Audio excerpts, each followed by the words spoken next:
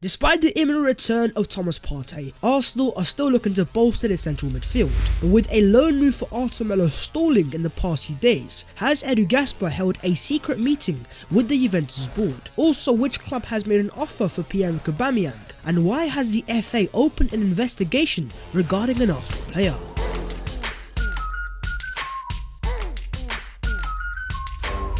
Yo, what is going on, guys? My name is Babs14 and welcome back to your boys channel. It's not been the best of days for Arsenal in terms of the race for the top 4, but as for my friends, make sure to go down there and smash a like on the video and also do subscribe to the channel if you are new, because as you guys are aware, we're on the road to 80,000 subscribers. But let's get into the Arsenal transfer news, and starting off with Juventus' Arthur Melo. But in terms of this deal itself, the player wants to come to Arsenal, and Arsenal and Mikel Arteta have been pushing behind the scenes. But in terms of where the problem lies, it goes back to Juventus, the old lady. These guys don't want to let go of Arthur until they can find a suitable replacement. But in light of that, Edu Gaspar has been working behind the scenes, and as Charles was confirmed today, Arsenal are keen to get the Arthur move finalised as quickly as possible, with technical director Edu holding face-to-face talks with the midfielder's agent on Wednesday afternoon. Charles also says that Federico Passarello travelled to London currently for the meeting, and Arsenal hope negotiations with Juventus will soon start to move forward. Arthur wants to make the move to London, with the player viewing the Premier League as the best league in the world, which is all well and great. But in terms of this deal itself, as we keep saying, the issue isn't the player, it's Juventus. So meeting the agent of the player, yeah, you're going to agree personal terms, potentially contracts, but in terms of Juventus, they still need to give Arsenal the green lights. And in terms of what Juventus want, well, according to reports in Italy, they demand an 18-month loan from Arsenal to get Arthur to leave this month, and as things stands, the player is ready to pack his bags to head to London to join Arsenal, and he is said to be flattered by Mikel Arteta's wishes and projects. Now in terms of Arsenal, they want a 6-month loan deal, a dry loan deal, no option or obligation to buy, and they are going to pay Arthur's full wages. But in terms of Juventus, they want Arthur to take the player for 1.5 seasons, and in the process also pay his wages for that period of time as well. But in terms of Arsenal, even though they like the player, I don't think they see Arthur as their prime target in terms of long term, and I'm sure the likes of Bruno Guimaraes, maybe Yuri Tielemans and other players like that sit higher on the list than Arthur Melo. But in terms of right now, in January, they want a short-term solution, and that's why they've identified Arthur Melo. And when you have the agents of the player coming all the way over to London trying to get this deal over the line, it says to me that the player side of it is trying to push this deal over the line. But it is now down to Juventus. Are they going to listen to their players' desire, and are they going to give Arthur Melo his dream move as it stands to Arsenal Football Club? According to Chris Wheatley, Thomas Partey is travelling back to London today after Ghana's exit from AFCON. Arsenal are hopeful he'll be ready in time for Sunday's game against Burnley. So Thomas Partey is on his way back to Arsenal. Arsenal have sent a private jet and he's on his way back, but in terms of the game against Liverpool, I think it is way too soon, and I don't think Partey is going to be available. And if he was to be available for that game on Sunday, he would have actually missed 0 league games for Arsenal despite being away at AFCON. And if that was to be the case, I think Arsenal once again have played a cheeky little bit of 4D chess. But be sure to let me know your own thoughts on the imminent return of Thomas Partey and how massive will this be for Arsenal Football Club. Okay, let's move on and let's talk Arsenal striker situation. And starting off with Arsenal's ex-captain, Mr. Pierre-Emerick Aubameyang, who of course was away at AFCON with Gabon, but this guy did not play a single minute for his country. Now keeping in mind there were a couple COVID issues, but the fact that he's now back at Arsenal Football Club and back in London, as Mikel Arteta has made it clear in the past, stripping him of the Arsenal captaincy and starting Alexandre Lacazette and leaving him out of the squad, Aubameyang does not have a long-term future at Arsenal Football Club.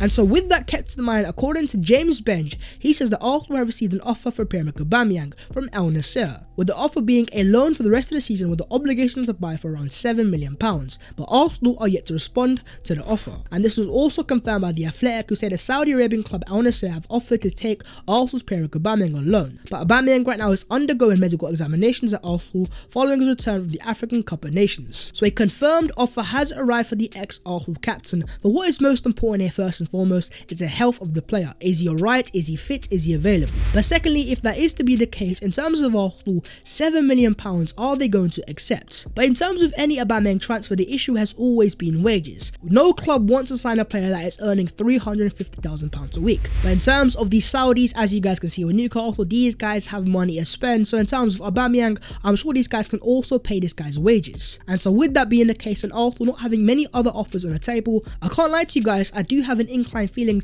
that Arsenal might accept this deal and let Aubameyang go to Saudi Arabia. But talk to me about your thoughts on Mr. Aubameyang, and for a price of £7 million on an obligation to buy, is that a fair deal for Arsenal Football Club? Okay, moving on, let's talk Mr. Dusan Vlahovic. As according to Republican Italy, Arsenal are waiting for a response for Fiorentina and are preparing a 5-year contract worth €10 million a season for Dusan Vlahovic, with Fiorentina looking at Giacomo Raspadori from Sassuolo as a replacement. Yet another day of Dusan Vlahovic saga, and yeah, it's just getting very jarring, very boring. It's the same old stories every single day. And even according to CBS's Ben Jacobs, he claims that he's been told categorically from both Fiorentina and Arsenal sources that no official offer for Dusan Vlahovic has been accepted. The situation hasn't changed. Arsenal would love to sign the Serbian in January, and Fiorentina will hear offers now or in the summer, but nothing has been agreed. And even according to Mr. Here We Go, Fabrizio Romano, Arsenal have been trying to sign Vlahovic since October, but Dusan is still planning to leave in the summer, not now. Nothing has changed yet, really complicated negotiations on player and agent side. I won't lie to you guys, we've been here, we've talked about, we've discussed about yes, the wage, yes, the agent fees. It's starting to get boring now. But as Fabrizio confirms that Arsenal have been trying to sign Vlahovic since October. So having spent all those months trying to sign this player, why would they do that if the player did not want to come to Arsenal Football Club? Especially when you then consider how important this window is for Arsenal going into the future and the chase for the Champions League. But in terms of Arsenal and a specific Richard Garlick, the chief negotiator, some could argue, is he trying to play a game? And this goes all back to the whole Maddison and Martin Odegaard saga back in the summer transfer window, where in terms of Arsenal they wanted to sign Martin Odegaard, but Real Madrid set a very high price tag. And so with that, Arsenal started to leak reports that they wanted to sign James Maddison and spend £60 million on him. And after a very long transfer window of negotiations and reports and speculation, Real Madrid ended up giving Arsenal what they wanted in Martin Odegaard, and only for a price tag of £30 million.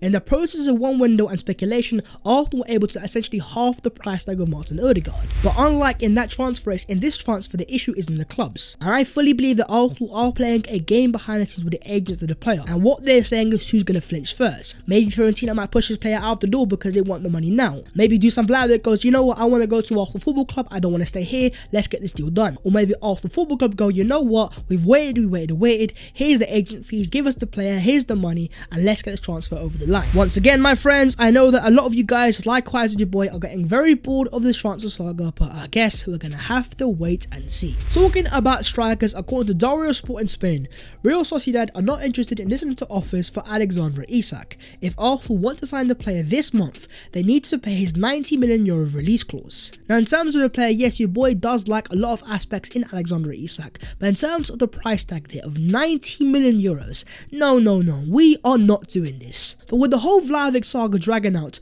do you guys want to see Arsenal move on to potential alternatives? And in terms of confirmed players that Arsenal have there, you've got Dominic Calvert-Lewin, Jonathan David and Alexander Isak. I guess the real question towards you guys is, out of all three of those players, which one do you want to see Arsenal go for if they can't sign Mr. Dusan? Or is there another striker that you guys have in your minds that you want to see Arsenal sign instead? According to reports in the UK, Arsenal and Tottenham target Jed Spence is valued at £12 million by Middlesbrough, but a deal could happen in January, but Spence won't move until the summer. I think Arsenal want to sign a right back, but in terms of this window with the players that Arsenal still need to sign in Dusan Vlahovic potentially, and a midfielder, I just don't see how Arsenal spend £12 million on Mr. Jed Spence. And ultimately, is that player worth it in the first place? And I think if Arsenal are going to sign a right back, it will be more of a summer transfer instead. But with that kept in mind, do you guys have any right backs that you guys want to see Arsenal sign to provide a competitive option and potentially a backup dancer to Mr. Takehiro Tomiyasu? Okay, let's move on to the other Arsenal news today. And starting off with an Arsenal player that is under investigation from the FA. Because according to The Athletic, the FA is investigating a yellow card received by an Arsenal player in a Premier League fixture this season, amid concerns of suspicious betting patterns. So an Arsenal player is under investigation. We're not sure who this player is, so I'm not going to speculate. But in terms of why, it's understood that bookmakers have flagged to the FA an unusual amount of money placed on an Arsenal player being shown a yellow card during a Premier League game this season. But in terms of who it is, I'm not quite sure, so I'm not going to accuse any Arsenal players of match fixing. But in terms of this Athletic article, they actually had to remove the following line from the article, while they claim the referee of the fixture in question is not being looked into. So the FA are not just looking at an Arsenal player, but they're also looking at the referee as well potentially. But according to James Ollie, it's understood that the FA inquiries are initially focusing on betting patterns rather than any individual player's conduct.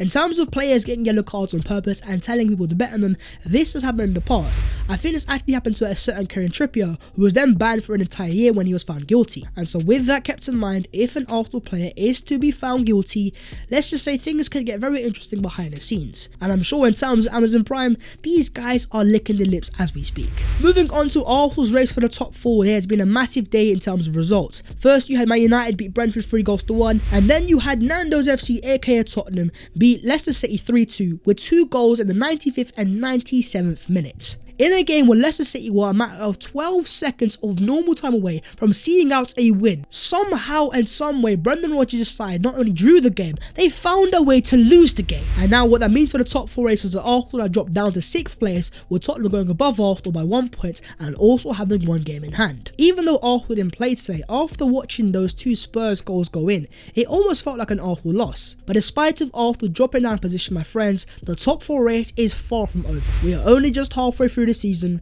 and in terms of Spurs, the next game is Chelsea at Stamford Bridge, and even in terms of West Ham, they've got United at Old Trafford. And so when you think about that and the fact that Arsenal's next game in the league is against Burnley at home, if things go our way, Arsenal could still be in the top 4 going into the whole international break. But be sure to let me know your own thoughts on the race for the Champions League places down below in the comments. Moving on to a bit of Arsenal team news, going into that game tomorrow, Bukayo Saka, Kieran Tierney and Martin Odegaard are all back in training. So Arsenal have a massive boost there, but in terms of Liverpool team news, Thiago Alcantara is set to return to full training following the forthcoming international break. So Thiago is out of the game tomorrow, and likewise Alex Oxlade-Chamberlain. So it is a massive boost for Arsenal, but in terms of the game itself, who are Arsenal going to play in midfield when there's Xhaka and Thomas Partey available? Well, in terms of the boys' personal predicted lineup, I've gone for Ramsdale on goal, a back 4 of Tomiyasu, Ben White, Gabriel Tierney, a midfield 3 of Lokonga, Smith Rowe and Odegaard, and a front 3 of Lacazette, Saka and Martinelli. The question for Mikel Arteta here is he going to go for a 4-3-3? Now the reason why I've gone for that formation is first things first, Arsenal really don't have any other options. They can't play a pivot because Arsenal don't have any other fit midfielders. So with that being the case, I think Arsenal are going to play a 4-3-3,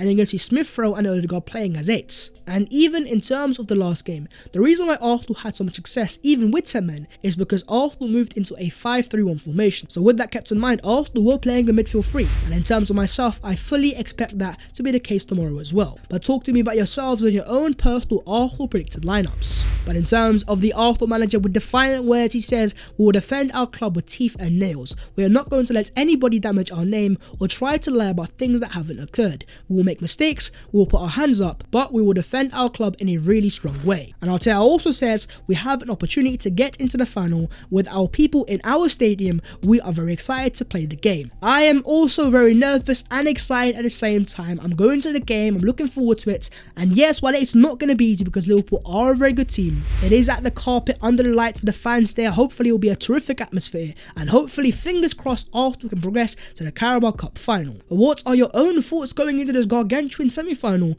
and what are your Arsenal vs Liverpool score predictions? But that is the video there and there. If you guys have enjoyed, make sure to go down there and smash a like on the video, and also do subscribe to your boy's channel if you are new. If you would like to follow your boy on them social medias, then the links will be down below in the description. But that was the latest episode of the Transfers FC, a gargantuan game tomorrow, so put the transfers to one side, let's focus on Arsenal and let's get the win. Come on you Gunners, and I'll see you next time in a bit.